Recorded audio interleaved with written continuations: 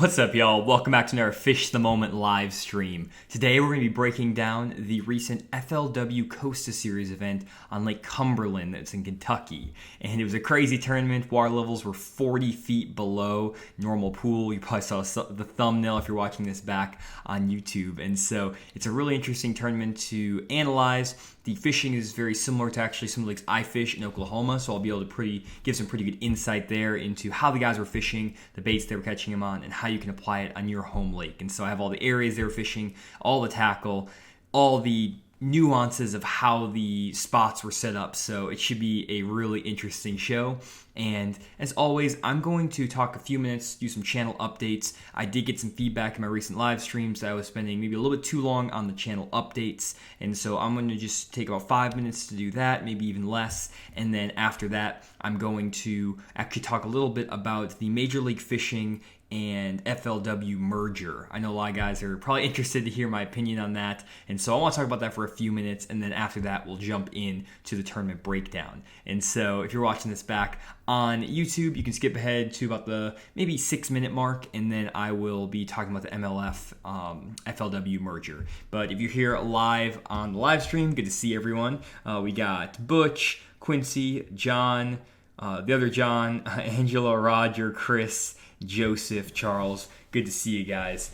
Good to be back on the live streams as well. I'm doing these every other week now just because I am trying to focus a little bit more on the video content. I hope you guys have enjoyed seeing a lot more YouTube videos coming out on the channel. I'm trying to post anywhere from 5 to 6 videos a week, and that has made the channel kind of almost explode a little bit. I've gone up 1,500 subscribers in the last 7 days, and so really great support for the channel. A lot of people seem to be enjoying my new videos. I'm making a lot of videos for you guys and hopefully helping you become better bass fishermen. And so really excited about all of that, and again, really appreciate all the comments I'm getting on my videos, all of the thumbs up, and also really appreciating people who are sharing the videos. And so a couple things I want to talk about. Let me just switch over here.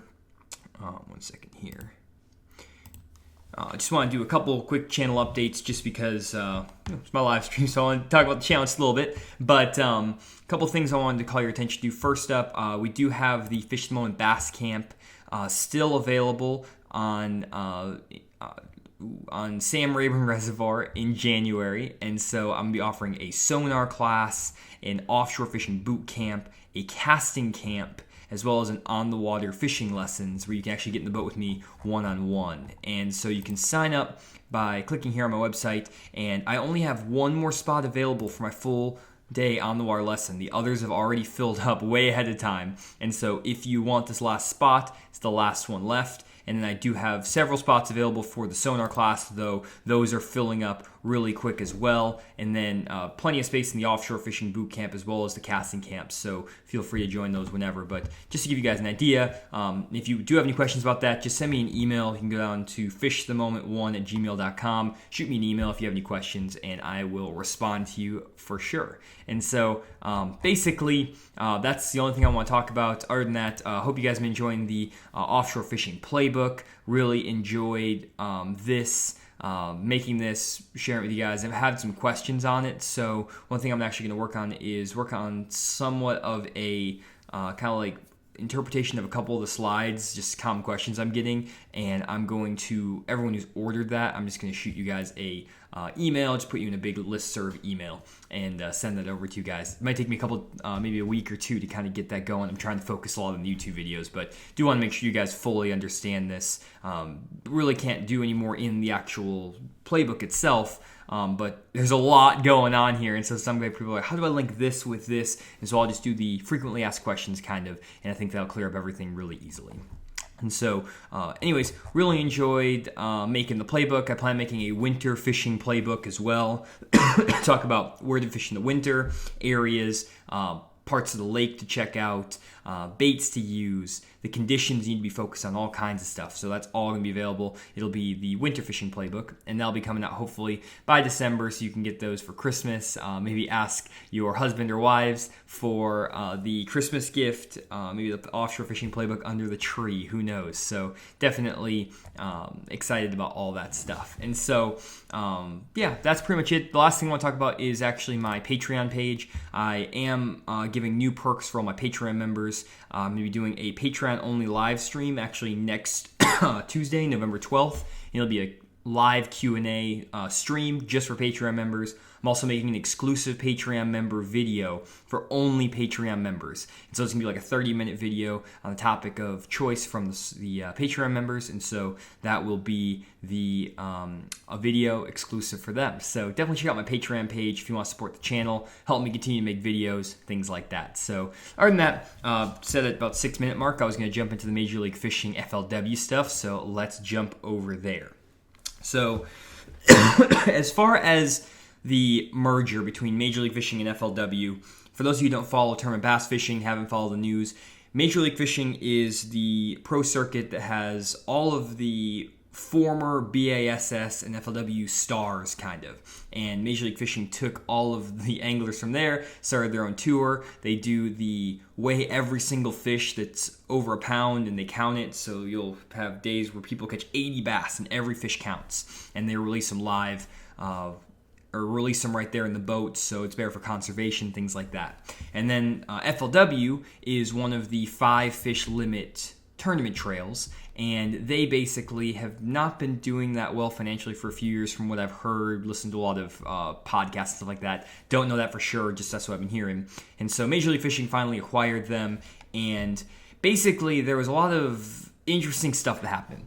First up with Major League Fishing, they are going to continue the Major League Fishing and the FLW tours kind of separately. They're not going to make them all the same, but what they will do is make the FLW Pro Circuit, which is basically going to be a 5-fish limit tournament, 4 days, just a regular tournament. They were thinking about doing like 4 days regular 5-fish limit, 2 days Major League Fishing, which I thought was not a good idea. I thought that was dumb because you catch 5 fish, you win the tournament basically for 4 days, then you have to completely change how you're fishing. Maybe you're only on 7 or 8 bites a day, but they're all 4 or 5 pounders. But then you go to the Major League Fishing format, and the guy who can go catch 35 1-pounders will beat you on a day. And so I didn't really like that, but that's what's happening. And it's kind of turned into like this feeder circuit for the other Major League Fishing trails. So Major League Fishing now is going to drop out 10 pros at the end of next year and bring in 10 pros from the FLW tour. But it's a really low chance of actually getting into the Major League Fishing field. You have to be in the top 10 in Angler of the Year. So I don't know. I don't really know how I feel about the FLW kind of being like the feeder circuit. Then they also have the Costa series, the BFLs. There's a lot of levels now to fishing, which I guess that's good if there's a lot of demand for fishing in tournaments. There's a lot of guys who want to do it. It's a lot of money to put out. Not very many guys make money on the FLW tour in general. And now that it's now a secondary tour, a lower tier tour, there's not going to be as much sponsor dollars in there. I feel like it's going to be even harder for some of these guys fishing the FLW tour or the FLW Pro Circuit to really make it. And the entry fees are still going to be the same, $50,000 a year plus $50,000 on average of travel expenses. It's a lot, $100,000 a year in expenses. You have to do really well to make $100,000 a year just off tournaments. And then if you get really good sponsors, maybe, yeah, you can do it, but not that many guys get those sponsors. So I don't know. I mean, it's great if you get to Major League Fishing because there's no entry fees, at least for now, and you get a lot of good sponsors, and there's some interesting stuff going on there. So I don't know. I honestly think that there's probably going to be a shift where a lot of the guys from FLW are probably going to go over to bass again, and bass will kind of be now the leader in 5-fish limit fishing. So if you want to go catch 5 big bass, go fish bass. If you want to do Major League Fishing, that's awesome. Go do that. If you want the conservation part, maybe a little more TV time, things like that. That's awesome. And I used to work in the marketing and digital media world. And so that's what I did before I started YouTube. And one thing I can tell you is that TV is still huge, especially among a lot of the core fans of bass fishing. And so Major League Fishing does offer some really interesting stuff for guys who are wanting to get their name out there, because they're on TV a lot, and you'll be able to watch them. But other things I've said is I don't know if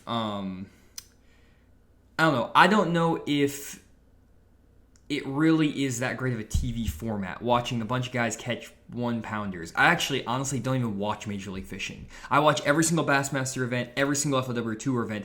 I don't watch the Major League Fishing events just because you have to pay for them. I don't have TV, so I don't have cable, so I can't watch any of it anyways. I have to watch it all back, either Bass Live, FLW Live, my computer, things like that. I love the live streaming aspect, and I could obviously pay for Major League Fishing live streaming, but I don't know, something about it that catching those small fish just doesn't appeal to me. But I do want to get your guys' opinion on this. I don't really have any strong opinions about this topic. I just kind of wanted to put it out there. Maybe some people are interested in listening to me talk about it, but I don't really have any strong opinions about this whole thing in general. What I can say is that it's definitely going to shake up the industry a little bit. Forest Wood Cup is going away, which honestly I don't think is that bad of a thing. I was at the Forest Wood Cup on Lake on Lake Hamilton, but in Hot Springs, Arkansas last year, and the sports show was tiny. The turnout was pretty small as well, so I don't know if the Forest Wood Cup was drawing the crowds and drawing the attention it probably was in the past, and to ones I've been to in the past for sure were bigger. And so Bassmaster Classic is still huge, still a really big event, and then Major League Fishing doesn't really have events, really. So, I don't know. Interesting stuff. One thing I'm thinking about doing, though, guys, is as we start looking at the Major League Fishing, maybe filtering down some of the 5-fish tournaments, or filtering out some of the 5-fish tournaments and putting in the Major League Fishing format into some local tournaments, maybe BFLs, Costa Series events.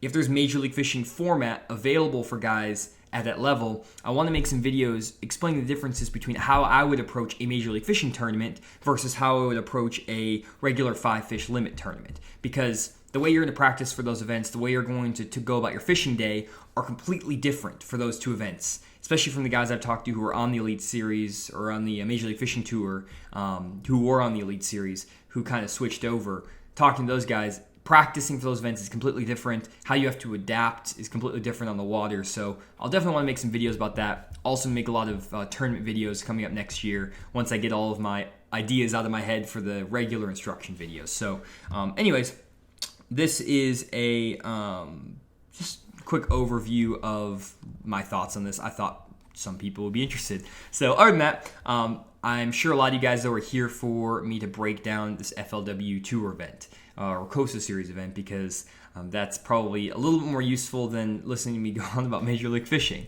But what I want to talk about, guys, first off is just the overall patterns for this Lake Cumberland tournament. And a couple things to kind of note about Lake Cumberland is that it is a huge reservoir in Kentucky. I mean, massive. And so, actually, let me pull up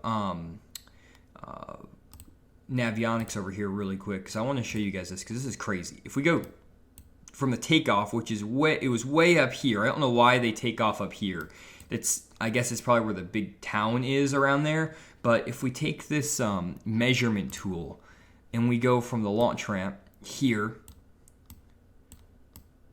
all the way down to the dam, it's a 30-mile as the crow flies, and it's probably about 50 miles when you add in all the turns and bumps and things like that. And so to get around this lake is a nightmare, and it is a huge, huge fishery. And so guys in this tournament were kind of spread all over the fishery. They were really far up the lake. They were down the lake. They were pretty much everywhere around this fishery. And so the fishing was a little bit challenging there.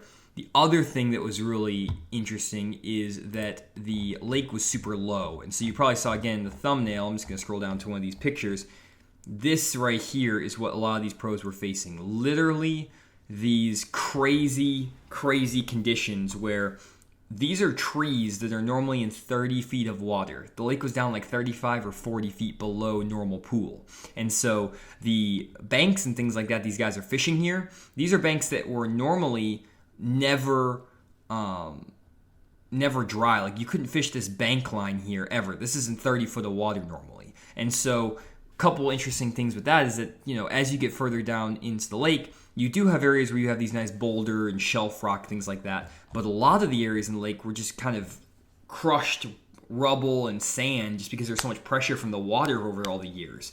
And so it was a little bit challenging, honestly, to find the nice rocky shorelines and the nice chunk rock that these big smallmouth were using.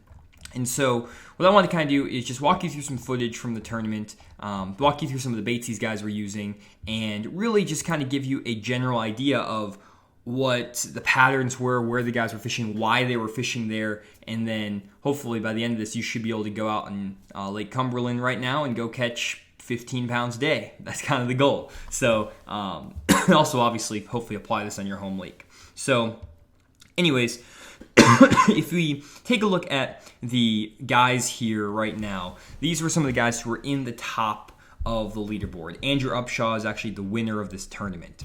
And then we have Roger Cousins, just from day 2, he was doing okay. And then this other Roger and then Robert, they were all kind of in the main lake section of this lake. And so if we go back over to Navionics really quick, you can see that these guys were fishing kind of in this section of the lake, right around through here.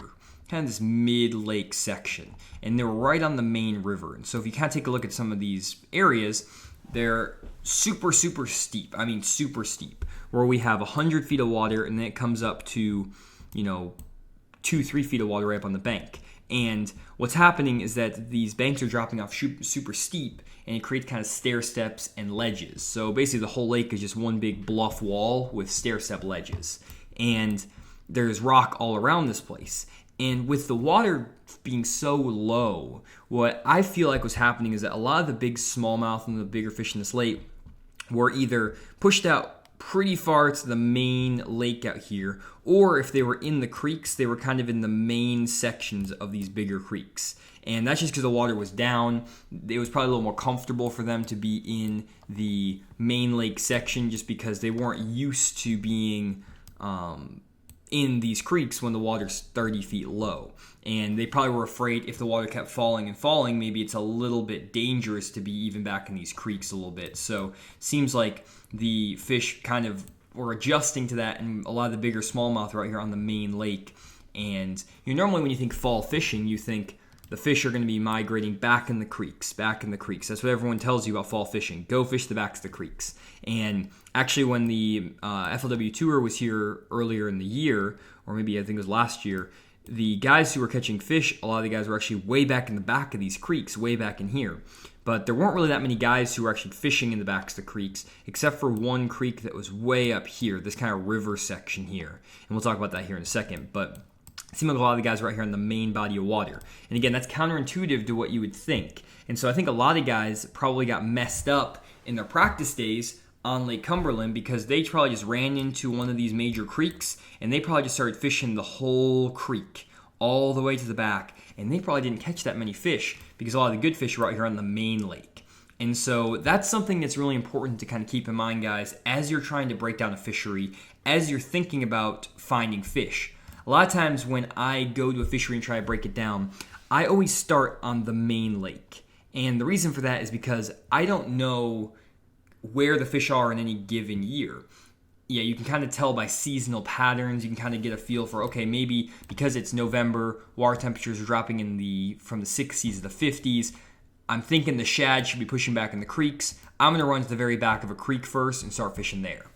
That can work at times, but what I find in general is it's a lot easier to not have preconceived notions going to the lake because that can really hurt you. And instead what I do is I will start on like a creek that's a little bit more manageable. Maybe a creek that is like a creek like this.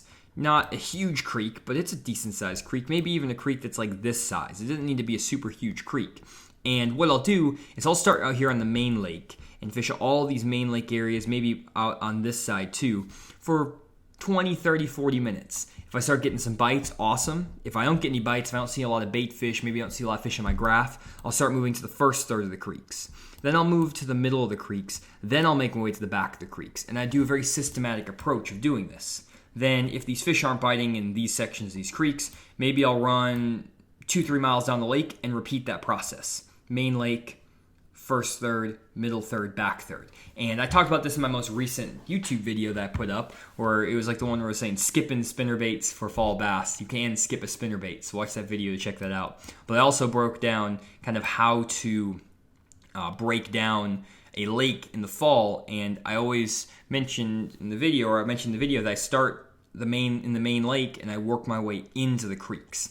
That way, if for whatever reason the fish are stuck out here in the main lake, you don't miss them because you immediately rode it off because it's like, oh, it's the fall, fish are in the creeks. It doesn't always work that way. And so hopefully that point is a little bit clear. But what I would say then was the next big thing that kind of played, let me pull back over here, this video. So you can see here, this is where some of these guys were.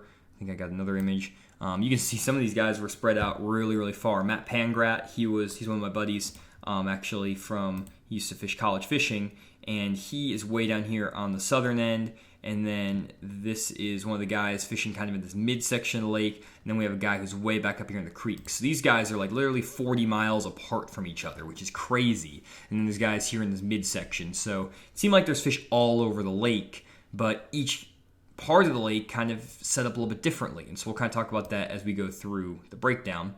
And then here's another look kind of where Andrew Upshaw was fishing, where he won the tournament. Again, kind of in this main lake general area.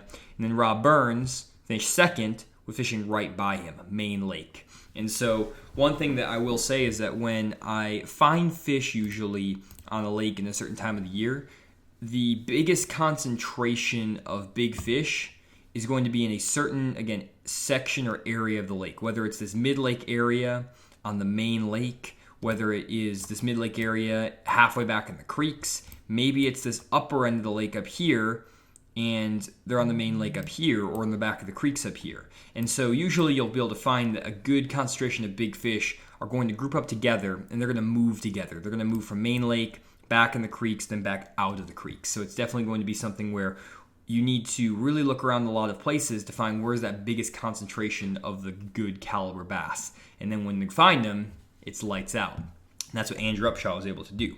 And so if we take a look at some of the video then of guys actually fishing, which is probably part of the stuff you guys want to look at, we can see, sorry about that with the cough.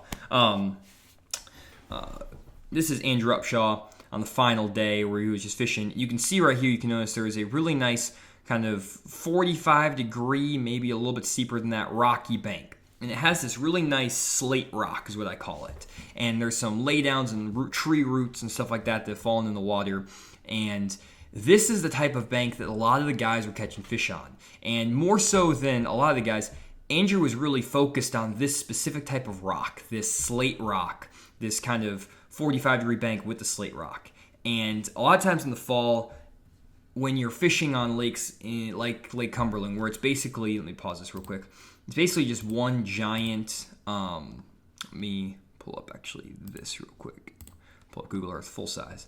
It's basically just one giant river that runs through. There's not really a lot of change in the offshore structure, things like that, and the whole lake is just lined with pretty much similar looking shoreline all the way around it. So we keep going around all around, and all of a sudden you'll see that there, you might get a little bank where you get a little bit more chunk rock, maybe a little bit of that slate rock. Then it gets to maybe a little bit sparser slate rock, like right through here. Then you might find an area where it's kind of this broken up rock, where there's not rock everywhere, just some rock. And really what I like to focus on when I'm looking at a lake is I want to find stretches of the banks where you get a really good, consistent looking bank. So this is actually one of the banks that Andrew was fishing. You can see it has really nice, consistent slate rock. There's not big gaps in it where you have sand and rock. You don't have a really that big of a change in like the amount of rock down this bank. And really, it seemed like the places where a lot of these guys were catching them are places where the rock was transitioning from one type of rock to another type of rock. So, for example, you might go from, let me find an example. Give me 1 second. You might go from, example right here, from this slate rock, and you round this point, and all of a sudden it gets to more of like kind of some scattered chunk rocks and pebbles. The rock kind of changes, rock transitions. Those are huge when you're fishing on these type of fisheries where you have just a lot of rocky banks. And that's a lot of the fisheries I fish around in Arkansas. Table Rock Lake, Lake 10 Killer in Oklahoma, Grand Lake, if they didn't have boat docks, things like that. And that's actually what Matt Pangrat was mentioning, one of the guys who do well in the tournament, that this lake reminded him a lot of Grand Lake mixed with Table Rock, kind of.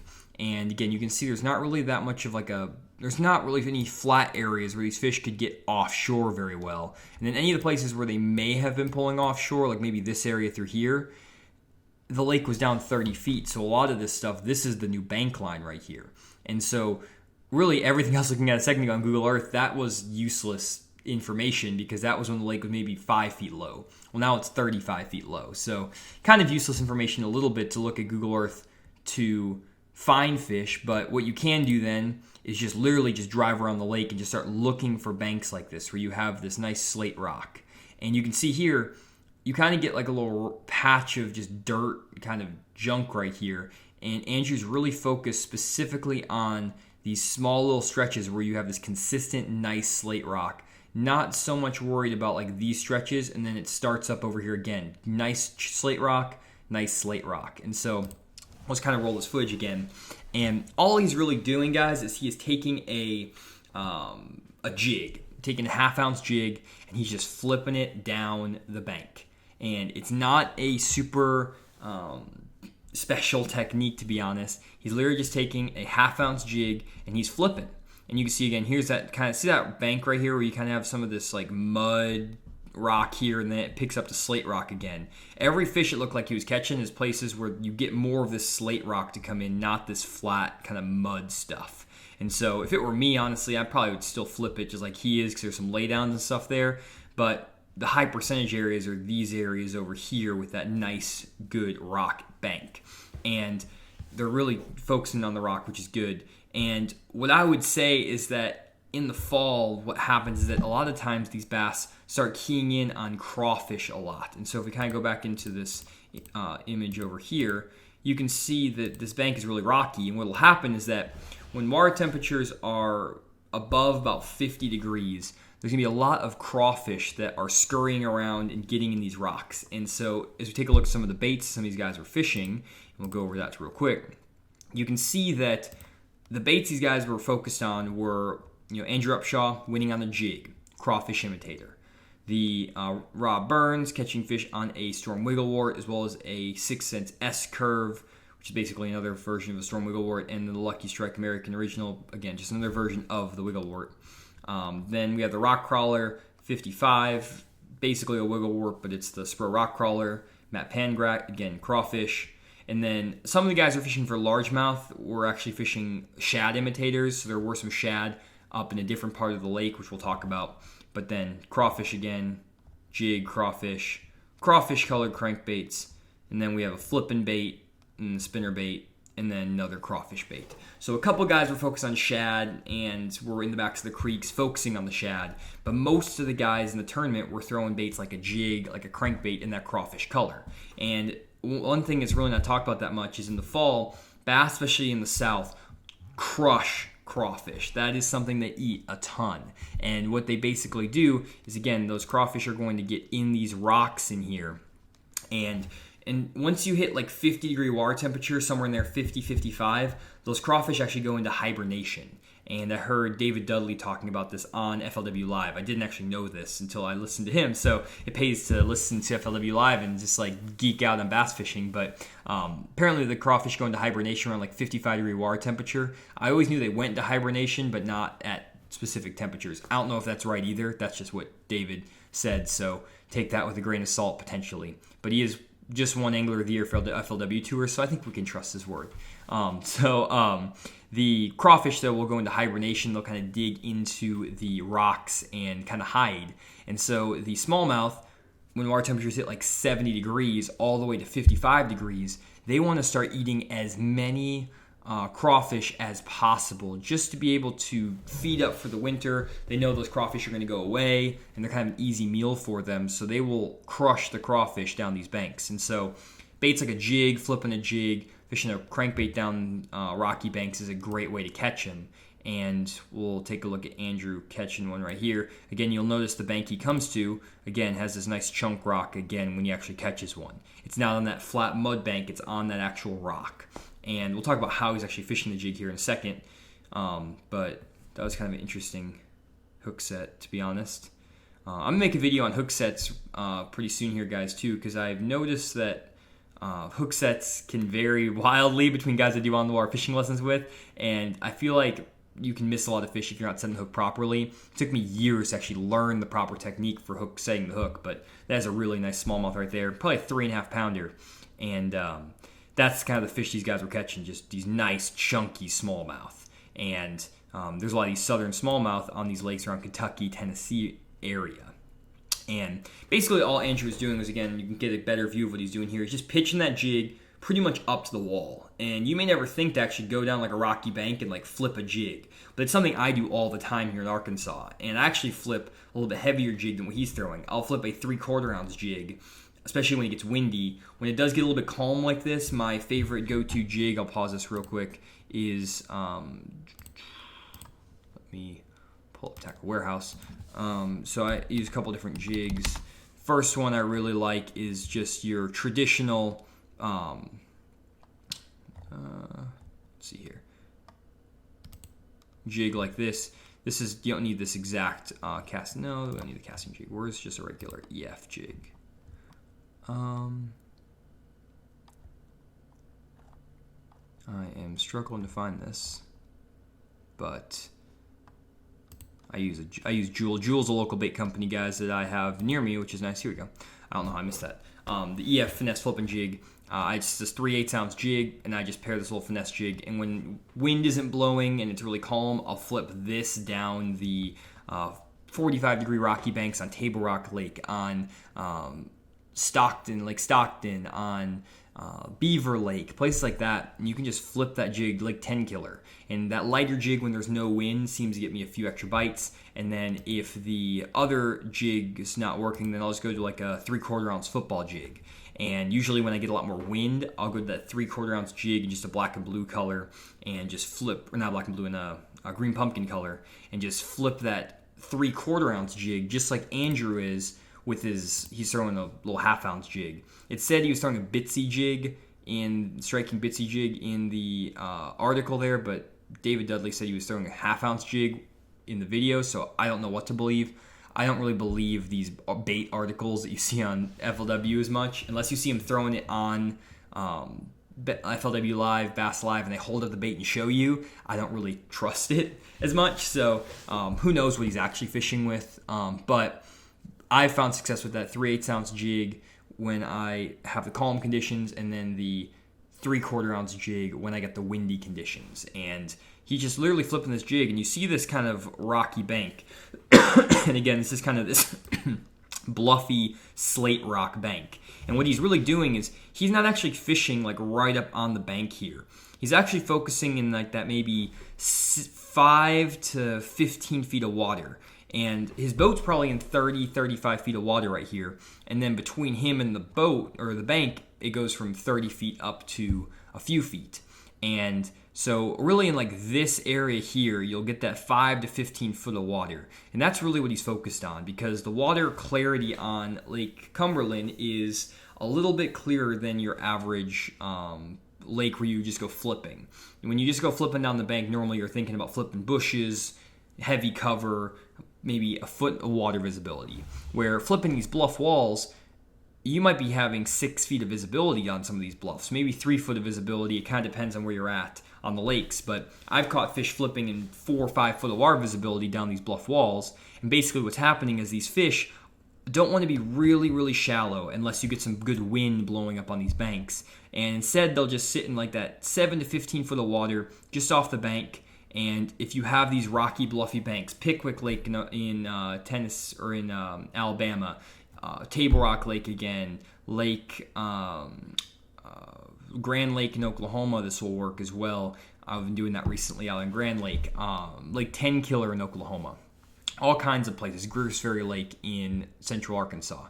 And all these places where you have these nice rocky banks, just go down some of these 45 degree and up banks, 45 degree to 90 degree banks. What I mean by that is the slope of the bank. This is a 90 degree sloping bank in my mind. And then back over here, there's like a 60 degree sloping bank. And then back over here, this might be a 45 degree sloping bank, maybe a little bit more, maybe a 50 degree sloping bank, 60 degree, something like that. But either way, finding these banks and just flipping that jig down the banks. And if we kind of take a look at what he's doing with his casts, see a picture. He pitches one cast and he pitches it way up here in this little crack, but he's working that jig out to about here. He's not just pitching it up there and reeling it in. You can see he's working it once, twice, and I don't think he's fishing a light jig because that jig is falling too fast to the bottom for it to be a light jig. It needs to be at least a half ounce. Maybe he's even throwing like a 5/8 ounce jig. And so, but he's just working that jig back to the boat, and then he lets it get like here, and then you can see here he flips like way over here. He's flipping like 3 feet, 4 feet away from the wall because he really doesn't want to fish that close. Actually, here's some footage of me doing the exact same deal. You can see we have a nice 45 degree chunk rock bank. This is on Lake 10 Killer in Oklahoma. I'm rocking these super baggy sweatpants here. And basically have my old numbered 798. Oh man, this is my college fishing days, guys. This is back in the day when this is my freshman year of college. Fishing a tournament on 10 Killer. Actually, my partner and I pulled up on this bank. Earlier that day, we lost 2 2.5 pounders. I lost a 4-pounder off this bank doing this. We caught one keeper. I think we weighed 3 keepers for the tournament for like 7 pounds. And we lost a 4 and 2 2.5. So we won the tournament by like 3 pounds. We just lost all of our fish. This is one of those days where you're just like, you could not get a fish in the boat to save your life. But all I was doing was literally doing what Andrew Upshaw is doing here. I'm just kind of flipping that. It was a 3/4 ounce jig down these rocky banks, and I was doing some roll casts. I wasn't really flipping, but I was just roll casting, keeping my boat about maybe half a cast away from the bank, and these fish were in anywhere from a foot of water out to about 10 foot of water off these banks. And so you'll see my fishing part. Oh, you can see I just literally just lost one. I set the hook. That was a keeper fish. We didn't weigh in the limit of fish, and I lost a keeper right there. Not good. And then I make another cast back up there. And this is one of those days where it's just like, come on. And then, boom, oh, another one. And then, these fish were chewing. You can see this wind's blowing in here. I was getting bit almost every cast. I think I probably got bit every other flip for like 30 yards on this bank. See again, boom, got him. And so, this is crazy. I love this footage. This is tournament fishing, guys. This bank, I'd never fished this before in my life in this tournament. We pulled over here because the wind was blowing on it, had the cloud cover, picked up that jig, and we should have had probably 3 or 4 keepers off this spot. Ended up catching that one decent one, like a 2 1/4 pounder, 2.5 pounder. Not a big one, but anyways, but back to Lake Cumberland. So if we take a look at these guys here, this is Matt Pangrat and then Steve Floyd. So kind of want to talk about some alternate patterns other than what Andrew Upshaw was doing, because Andrew Upshaw was doing that flipping the jig down the bank. Hopefully that kind of makes sense to you guys. But these guys are doing something a little bit different. So we'll start with Matt over here on the left side. He ended up finishing 3rd in the tournament. And then we'll talk about Steve. He's fishing for largemouth way up a creek. And so that's a little bit different deal. We'll talk about that here by the end of the stream. And basically, Matt was just cranking now down some of these similar looking banks. See how we kind of have this sloping, pretty steep sloping bank. It is a little bit different color rock, though. He's in a little bit different area of the lake. He's not in the main lake. He's actually back in the creeks. And he was kind of just cranking some of these rocky banks in the kind of mouths of secondary cuts and secondary pockets. And he was throwing a Spro Rock Crawler 55 in a crawdad color. And he was just cranking as many points as he could. And he was also catching the fishing the drop shot down, some laydowns down these banks, and also had one little offshore area and some standing timber. But basically, he was just catching a lot of his better fish, just cranking a crankbait down these banks. And actually looks like he was throwing some sort of like white crankbait. Nope, never mind. It was a wigglewort. He was fishing a wigglewort. And so throwing a crawdad color wigglewort, catching a good fish. And where he was fishing basically was down here. I think it's called Indian Creek. I'm not really sure, but he was down in this area of the lake. And again, can't really use these images as anything to go by because the lake was so much further down.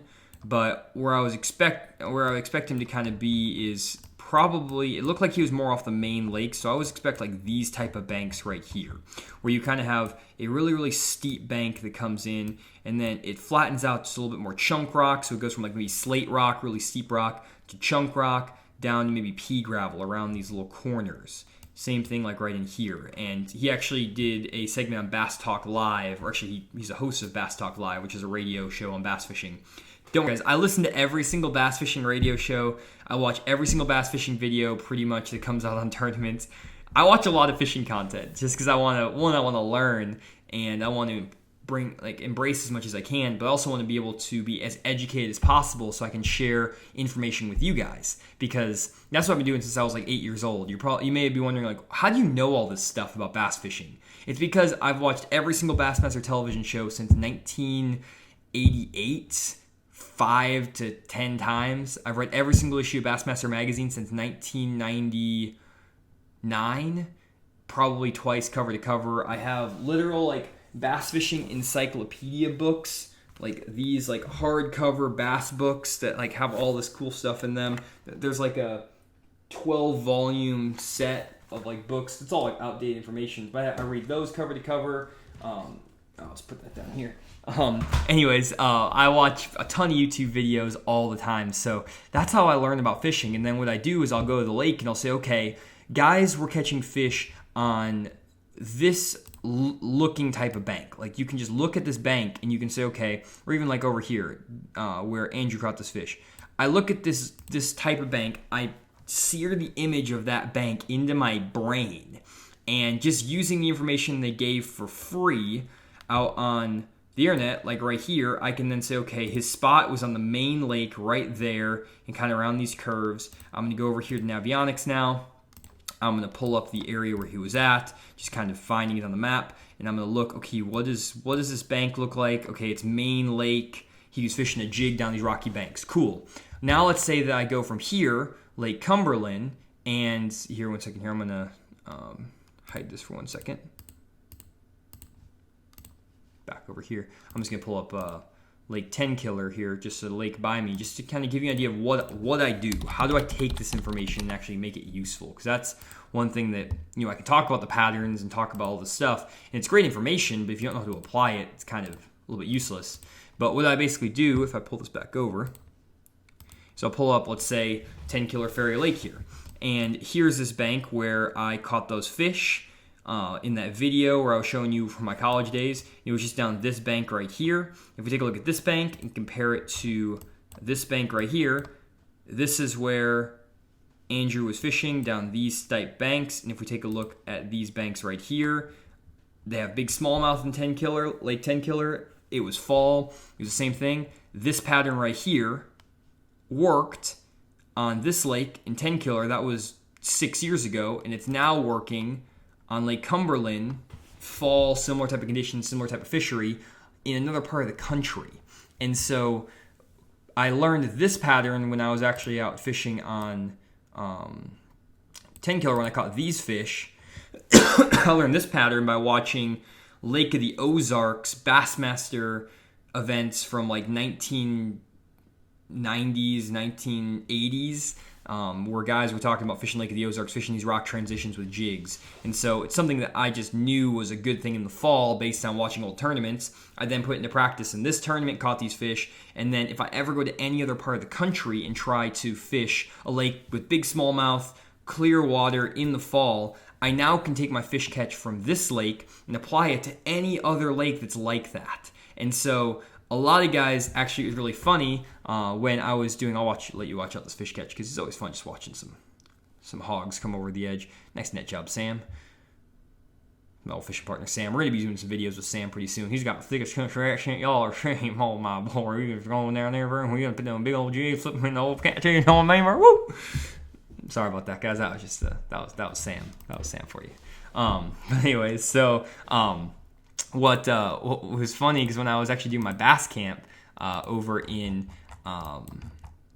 North Carolina, if we go all the way over here, it was really, really funny because I went there the first day of the tournament, the first day I was there for my practice day, and we went over to Falls Lake. And if you take a look at Falls Lake over here, you can see that this area of Falls Lake is kind of an interesting area. It's very flat, and then it has this creek channel that runs all the way through it. And I went there the first day I've ever been to North Carolina ever. First day on Falls Lake, and my first 3 fish I caught were a 6 3/4 pounder, a 5 1/2 pounder, and another like 4 pounder. So my average size bass is like a 5 1/2 pounder on here on Falls Lake. And I posted the pictures on Facebook, Instagram, stuff like that. And some guys were like, "Oh, Johnny just got told by a guide or locals where to fish. That's why I can go catch them really easily." And what I'll say to that is no, I don't get any help from anyone ever. Mainly because I will go and show you exactly where I caught my fish, which is not good if you're a tournament angler. Nobody wants to give me their spots. Even my best friends who I fish with won't tell me where they fish just because they don't want me to share all the spots because they know I will. And so I give up everything. I don't hide anything. I don't blur photos, anything like that. And so I'm not getting help. But the reason I could find these fish so easily is because if you take a look at this area right here, and then again, 1 second here, I'm just going to kind of do a little thing. I'm going to pull up another Navionics map. Just bear with me 1 second here. Here we go. If you go over here to, you guys are liking my impression. I appreciate that. At least two people laughed. Anyways, and so if you go over here to Lake Dardanelle and take a look at this part of this lake right here, right there, that and that looks so similar, at least to my eye. If you take a look at this like big bay flat with a channel running through it, same thing like all the way through here. And then we go over to this lake, same thing, big flat area with a channel running through it. These lakes look identical to me, and I knew that I know how to catch them really well in Illinois Bayou on Lake Dardanelle. And so I just took what I knew from there, the type of water, the water color was the same, the fish were shut in my graph the same way, and I came to this area of the lake and I felt at home immediately because I had fished on another lake similar to this and caught fish. So I started graphing down some of these ledges, boom, and then came right here, caught some good ones, caught one here. Actually, one of the guys I did a lesson with caught a 9 pounder. I had 2 fish in North Carolina that beat my personal best, caught by the people I was doing lessons with, which is crazy. North Carolina is a crazy place to fish, guys. I had one guy catch a 9 and one guy catch like an 8-12. My big bass, my personal best bass is like an 8 1/2 pounder, 8 pounds, 6 ounces, something like that, somewhere around there. So North Carolina is crazy. But needless to say, the fish were right there, and I was able to figure that out because it looks similar to a lot of the areas I fish on Lake Dardanelle where I catch my fish there. And so a lot of times you can take information not only from personal experience, but from watching these FLW tour events and what these guys are doing. And if you really pay attention to the conditions of the day, what time of year were they fishing? November. What was the water temperature? Which in this case, water temperatures, I think were like the 60s, 50 degree range, somewhere in there. What is the slope of the banks that they're fishing? What type of areas? They're on the main lake, first third of the creek, things like that. And so that's why in my YouTube videos, guys, I always give you, like in my most recent video, the conditions report. What area of, or what's the water temperature? What's the air temperature? What is the, in my post front, what's the wind, what's the sun, all those factors, what's the water clarity. Then I show you bird's eye view in my videos. Like if we pull up, let me transition over here really quick, guys. Sorry to keep transitioning. I keep on pulling up stuff that I want to talk about. Really quick here, let me pull this up.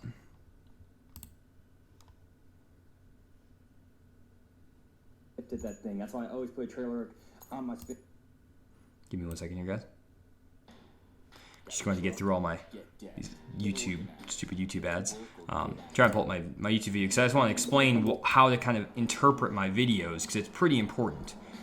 So if you take a look, like here's a video right here, and as you can see, I just pull up right in the beginning of the video. Let me get this real quick. Right at the beginning of the video, I have today's conditions. And so if we take a look at this, I give you, every time I get to the lake, air temperature, water temperature, sun, wind, front, water clarity. All these things are things that if you go to the lake and you face same conditions where you have 30 to 50 degree air temperature, water temperatures are 54 to 58 degrees, you have sun, this much wind, post front with this water clarity. If you face those conditions on your lake and you pay attention to those, these are how I caught my fish on this day could be a great way to try to do it on your home lake.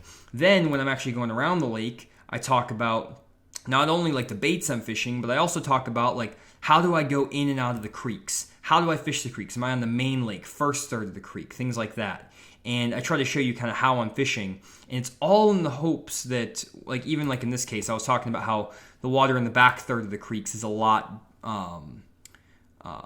colder and dirtier than it was in the first third of this creek. And then I show myself like fishing around. And so again, I'm literally just breaking down my own YouTube video, but hopefully this makes sense. And I'm showing you main lake here. This is water temperature, water clarity. Water temperature, water clarity back here. Trying to give you some ideas of not only just is this interesting information, but taking this information, then everything I'm giving you, and hoping that you can go apply it on your home lake, because that's really the most important part. And every single day you go fishing, you're going to be fishing different conditions, different water clarities, things like that. And so if we go back over to, the top patterns for Cumberland, you're going to have times where these top patterns, they may only work for 1 or 2 weeks out of the year when the water temperatures are a certain temperature on a lake where it has smallmouth and it's deep and clear. You may not face those conditions all the time, or you may never have a lake like that. But if you are, let's say, in Indiana, or let's say you're over here in in Arkansas, and you go over to, let's say, a lake, notorious Lake Maumelle, the Dead Sea. Everyone hates this lake. Well, a lot of the places I catch fish on Lake Maumelle are places where I've seen stuff on Bassmaster television shows, on lakes that kind of look similar to this, that have similar types of areas that just maybe aren't perfect clones of this lake, but close enough. Maybe watching some other YouTubers, seeing like, hey, did someone else fish Lake Maumelle? Where did they catch a 5-pounder? Oh, they caught a 5-pounder on a bank that looked like this, it had these type of rocks, things like that. That is super, super helpful when you go to the lake, and you can just take every single time someone catches a 4 or 5 pound bass, take note of, if you can, where they are on the lake, water temperature, water clarity, all these things, all the information you can, be a sponge for it. And then fortunately, like for me, I have a pretty good memory that I can remember and retain a bunch of just random junk. And that's why I feel like I'm kind of pretty good at finding fish, is that I remember, how George Cochran caught fish in the Bassmaster Classic in the 1990s, and can take that and apply that, and say, oh, he was fishing there in August, he's throwing a spinnerbait in the back of this bay on stumps and 2 foot of water when the main lake was bad and the fish weren't biting offshore. Or, in 1995 on Lake Neely Henry, Mark Davis won throwing a crankbait offshore in 10 foot of water. Or whatever. Like, I don't know how I remember this stuff, but I just do. And so that's the sort of stuff that even if you don't remember all those little tiny things and can apply it every time, just refreshing yourself by watching YouTube videos, watching old Bassmaster television shows on your home lake even, can be super helpful, because every time you watch one of my videos or one of their videos, like a Bassmaster Elite Series video on your home lake, you'll pick up something different.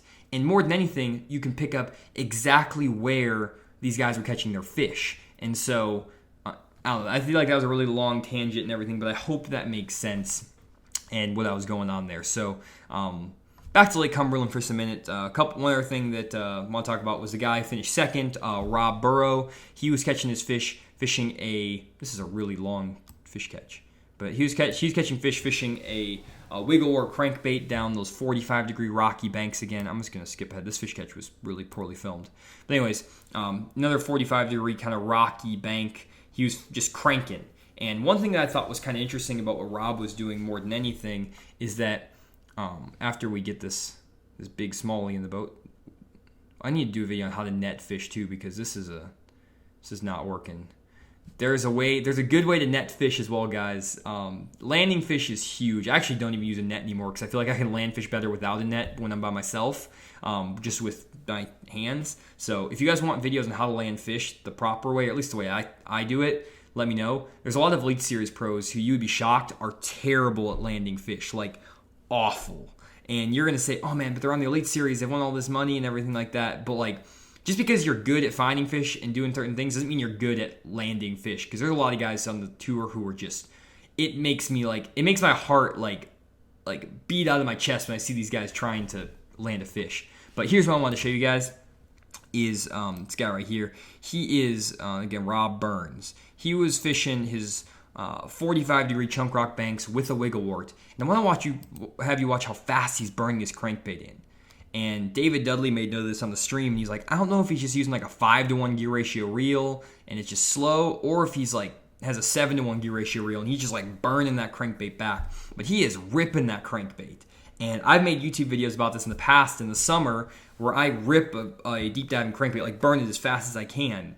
But that's on a 5-to-1 gear ratio reel. If he's throwing like a 6-3-to-1 or a 7-to-1 gear ratio reel and reeling this crankbait that fast, that's interesting in itself. And I like to do that a lot, kind of change my retrieves, use some interesting retrieves, and maybe burning a crankbait really, really fast in the fall could be a way to maybe get a few more bites, because he was fishing around a lot of other competitors. Maybe that really quick retrieve had him get a few bigger bites or extra bites. So just something to call out there. But last thing I want to talk about, guys, is where some of the guys were fishing up this kind of rivery area. And basically these guys, if you take a look at Cumberland, they are way up here, and this is where the takeoff was, up here in this part of the lake, and they were like back in here. And I'm gonna try to find an image, which there's not really that many good images of the lake down. Well, there's no images of the lake down far enough anyways, but they were like back up in here. And I think you can kind of see what's going on here. See how there's all these trees they're sticking out of the water right here? All these little trees and stick-ups. Well, this was like 10 feet lower, so this whole thing was just trees. Like everything out here was just deep trees out here, and they were actually not deep anymore. They were like probably in 30 foot of water normally. Now they're in 2 foot of water. And so if we go back over to the footage over here, you can see these guys are fishing these little stick-ups and stuff like that way back in this creek. And if we take a look at, let me scroll this ahead. You can see like out in the middle of the bay, there's all these little stick-ups. It almost looks like buckbrush, but it's literally like standing timber. It's like young standing timber. It looks like young trees. But these guys were literally just flipping. And apparently there was so much shad back in this bay or this creek, like piles of shad. And so some guys were catching them on spinner baits. Some of them were catching them on jigs, flipping, stuff like that. And I think 2 or 3 of the top 10 caught them back doing this. And so I just think this is interesting because it always goes to show that you don't have to fish the way that you're supposed to fish. Like fishing smallmouth on Cumberland is the thing to do. Go fish smallmouth. Go try to find those big smallmouth down the lake. Well, some guys were like, well, I don't like fishing smallmouth. I don't like fishing offshore. I don't like fishing in clear water, whatever it is. I'm going to run as far up one of these creeks as I possibly can, like way up here, and I'm going to fish here where it's normally 37 to 40 foot of water, and I'm going to find stick-ups and stuff that are up here in the river, and I'm going to fish for largemouth. And the guys who were catching them were literally fishing for largemouth, and they were, I think, let's see here, which guys were doing that. This guy here, so 8th place, he flips for largemouth. This guy was also back in the exact same area fishing for largemouth. And I think this guy was as well. So maybe not. Maybe it's just these two. This guy and this guy were both back in this area flipping and fishing for largemouth. And a lot of times, if that's your strength, if you're not a clear water fisherman, if you're not a deep water fisherman, there's always going to be places on these lakes that are going to be shallow, muddy, and dirty. And so if you don't like fishing in the clear water, a lot of times it may not be that bad of an idea to just run into the dirtiest water you can find and go fish for largemouth and fish your strengths. And then maybe when you're fun fishing or practice fishing and stuff, you can experiment with fishing down here and just try to learn it and get more confident. But as you go into a tournament day, or if you just go, like, let's say you have 1 or 2 days a week to fish, or not a week, but 1 to 2 days a month to fish, go fish an area that you have confidence in, that you like the water clarity, you like the species of fish, whether it's largemouth, smallmouth, stuff like that, and just go for it. And you're probably going to be a little more successful and catch a few more fish in those situations. So that's pretty much it, guys. I don't have too much more to talk about. Honestly, I think I talked pretty much about everything I want to talk about. But let's see here. Only other thing I want to mention just at the very end here is, as always, make sure to check out fishthemoment.com. I do have one more spot available for Fish the Moment Bass Camp for the on-the-water lessons. And so I'm doing sonar classes where I can show you guys how to read your Fishfinder and stuff like that. Offshore fishing boot camps teach you guys how to find fish offshore, how to find active fish, how to rotate spots, how to look for certain areas offshore, how to go graph effectively offshore, all kinds of stuff. Casting boot camp as well, and then these on-the-water fishing lessons. And I only have one of these fishing lessons left. Full day on the water, one left. This is January 13th in Texas, Sam Rayburn Reservoir. And so if you do want to get that, I would book it now, because even though it's a couple months away, these are filled up. They've filled up completely almost. And so I do have some more availability for the sonar class, for a few other things. So not as much of a rush on the sonar class, but this could make a great Christmas present. Wink, wink. If there are any husbands or wives watching that their wife or husband would like a sonar class, maybe if you want to bring you and maybe a son or daughter along to do the class, feel free to sign up for that. I'll do in-classroom sessions as well as on-the-water electronics instruction, all encompassed in one class. So that's pretty much it. Hope you guys enjoyed the stream. I know there was a lot of questions that did not get answered, but I just wanted to kind of roll through and just kind of talk about fishing rather than trying to get interrupted by questions. Hopefully you guys are fine with that. And if you guys do want me to answer your questions, I will be doing a Q&A live stream next Wednesday for all my Patreon members. So go support me on Patreon if you want to get access to the live Q&A stream that's Patreon only. I'll also be doing a Patreon only YouTube video that you guys will be able to vote on. So all my Patreon members will vote on the topic, and I'll make that video for you guys. So anyways, hope you guys enjoyed the video. Hope you guys, or the video, the live stream. Hope you guys are enjoying all the videos I'm putting out, trying to put out as many videos as I can. Again, the channel is exploding. So many people are watching the videos. I've gone up 1,500 subscribers in the last 7 days. So thank you so much for subscribing and for watching the videos. It's awesome to see how everyone is commenting and really likes the videos. So I'm going to try to put out like 5-6 videos a week for the foreseeable future, and just having a blast filming, making videos, and sharing everything with you guys. So thanks again for checking out the stream. I will see you guys in a few weeks. I'm probably not going to be doing a stream for about 3 weeks now, just because I have my Patreon only stream next week, Thanksgiving the weekend after that, and then, or the week after that, and then the next week, or one of those weeks, I'll be doing a stream. It'll be on my website. If you go to fishthemoment.com, scroll down here, to my calendar, you'll see kind of where my live streams are going to be. And so I think actually I'll be doing a live stream the 19th. So there you go. So it's already here on my website. I already planned ahead. I did that apparently. So anyways, thanks again guys, and I'll see y'all in a couple weeks in the live stream, and I'll also be seeing you almost every day in my videos. So thanks again for checking out the stream, and I'll see y'all next time.